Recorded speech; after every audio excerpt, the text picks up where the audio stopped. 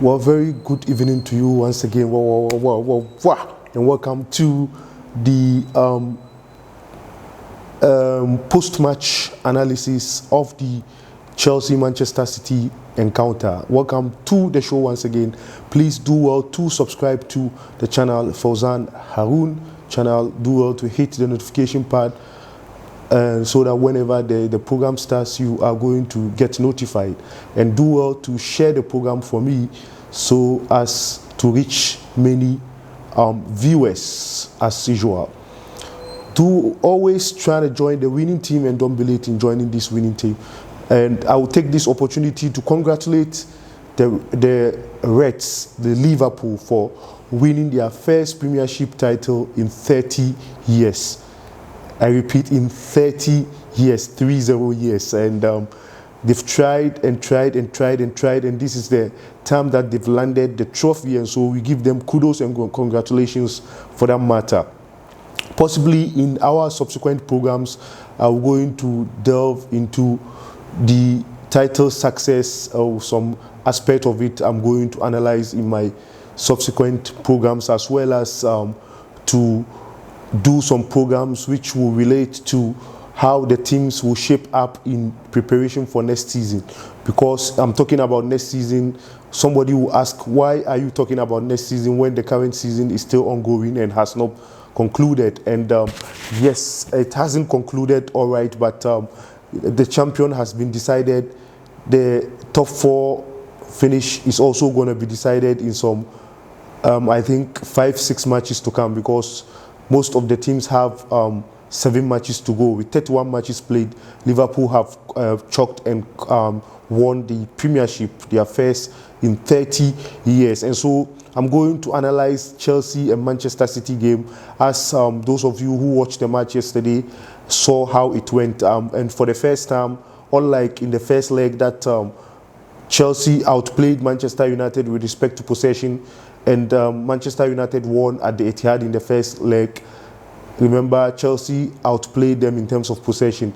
I think one of the few or the first coach in the English Premiership to outplay Pep Guardiola is Frank Lampard, the Chelsea legend. He outplayed Pep Guardiola in the first leg against Manchester City with respect to possession. I think Chelsea had 54 possession in that game, 53%, I think. City had 47% in that possession. And ultimately, the result went in favor of City 2-1. And just like yesterday, Chelsea decided not to play the game and allow City to play with the ball. And Chelsea had to hit them on the counter-attacks, and resulting in Chelsea getting a 2-1 win. Quite a fantastic performance there from the Chelsea boys.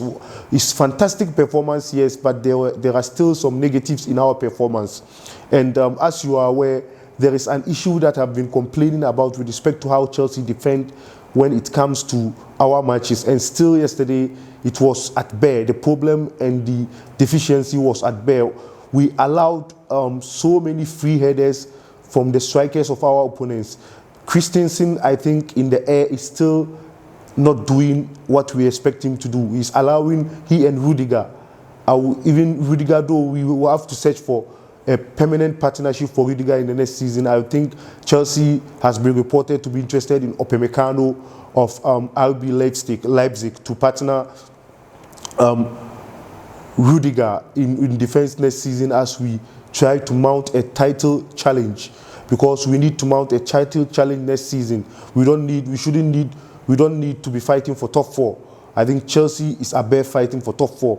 That's why we're bringing in Abdulhakim Ziyech, and then Timo Werner, as well as some other players will be coming in. Hopefully Upamecano will be coming in. Kalidou Koulibaly's price tag has been thought of to be much higher with respect to the age that he has.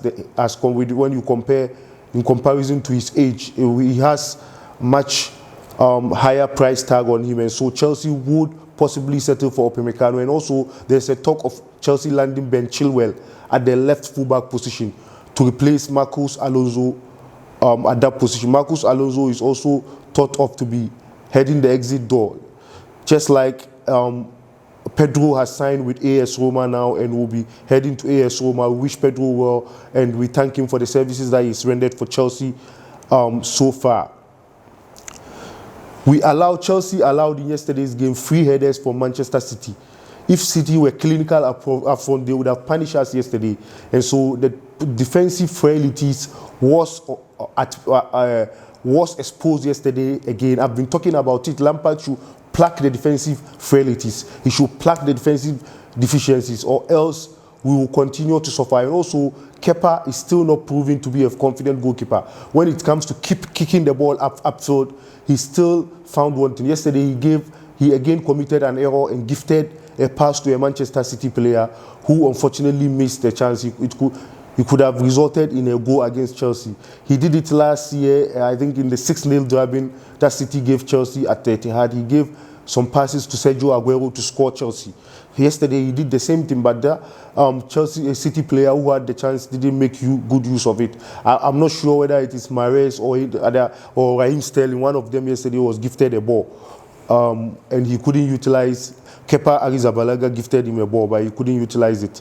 And so Frank Lampard should also look at that area. We lack a confident keeper, and already there's a thought of Valencia interested in signing Kepa Arrizabalaga on a loan, and possibly a purchase clause will be inserted in, possibly. But if he happens to go, we wish him well, and Chelsea should go in for a better goalkeeper. I think Kepa is too smallish for my liking.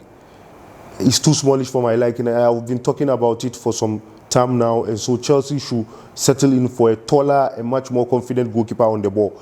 We realize the time of Peter Cech and the likes. When they are kicking the ball up front, you will see power in them. But Kepa Arrizabalaga, when he kicks the ball, you could see that the ball doesn't go far. It ends up sometimes even in the hands of our opponents. The ball goes to our opponents, who will intend trying to punish us with the gifted balls. And so we have to do better with respect to that. And then yesterday, as usual, Barkley started, Mason Mount, Kante, Willian, Giroud, Pulisic up front. We had Kepa imposed as usual, Azpilicueta, Christensen, Rudiger, Alonso. Christensen, I like him, but now he's not proving matters. Some time back, we were calling for him to be given more playing time, but when he's been given playing time, he seems to disappoint, and so he's not proving me right. And so now that's why I'm calling for Chelsea to get a better defensive partnership pair for Rudiger before next season, so that we know that we'll seal the leakages in the defense. Probably that's some of the mistakes that I identify in yesterday's game, and we congratulate Liverpool once again. I'll urge you to subscribe to the channel. Thank you very much for spending your time to engage with me on the show. And though I must congratulate Chelsea players for winning this game for us, because playing against Pep Guardiola's Man City is not a child's play. And so despite our mistakes, I will still congratulate the boys for doing well. And Mason Mount is still proving, though he had some chances which I think he should have done better. Thank you very much for joining me on the show. Keep on supporting and subscribing to the channel. Hit the notification part. Share the program for me. Thanks very much. Hope to see you soon. Bye-bye. Cheers.